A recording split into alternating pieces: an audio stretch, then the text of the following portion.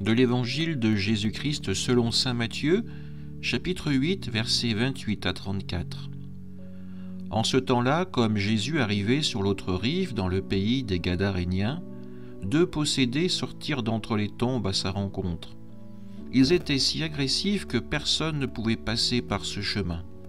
Et voilà qu'ils se mirent à crier « Que nous veux-tu, Fils de Dieu ? Es-tu venu pour nous tourmenter avant le moment fixé ?» Or il y avait au loin un grand troupeau de porcs qui cherchait sa nourriture. Les démons suppliaient Jésus. « Si tu nous expulses, envoie-nous dans le troupeau de porcs. » Il leur répondit « Allez. » Ils sortirent et ils s'en allèrent dans les porcs. Et voilà que du haut de la falaise, tout le troupeau se précipita dans la mer, et les porcs moururent dans les flots. Les gardiens prirent la fuite et s'en allèrent dans la ville annoncer tout cela, et en particulier ceux qui étaient arrivés au possédé. Et voilà que toute la ville sortit à la rencontre de Jésus. Et lorsqu'ils le virent, les gens le supplièrent de partir de leur territoire. Acclamons la parole de Dieu. Frères et sœurs, l'évangile d'aujourd'hui nous conduit sur la rive du pays des Gadaréniens, où Jésus rencontre deux hommes tourmentés par des démons si agressifs que personne n'ose passer par leur chemin. Ce récit nous parle donc de la puissance libératrice du Christ face au mal et des réactions contrastées qu'elle suscite. Ces deux possédés vivent parmi les tombes. Ils incarnent une humanité enchaînée, prisonnière du péché, des blessures profondes et de forces qui nous dépassent. Leur agressivité traduit leur désespoir et leur isolement. Pourtant, face à Jésus, les démons reconnaissent son autorité. « Que nous veux-tu, Fils de Dieu ?»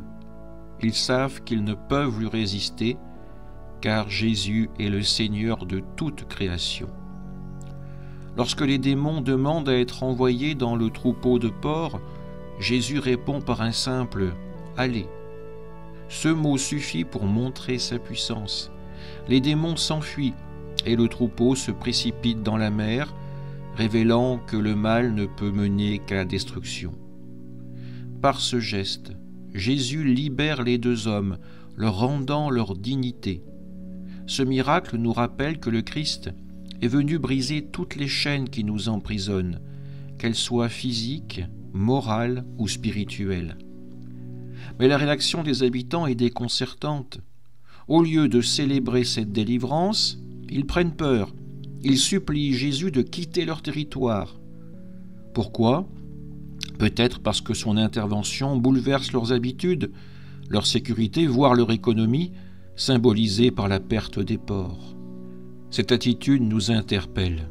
Sommes-nous prêts à accueillir l'action de Jésus, même si elle dérange nos certitudes ou nous appelle à changer ? Frères et sœurs, cet évangile nous invite à examiner notre cœur.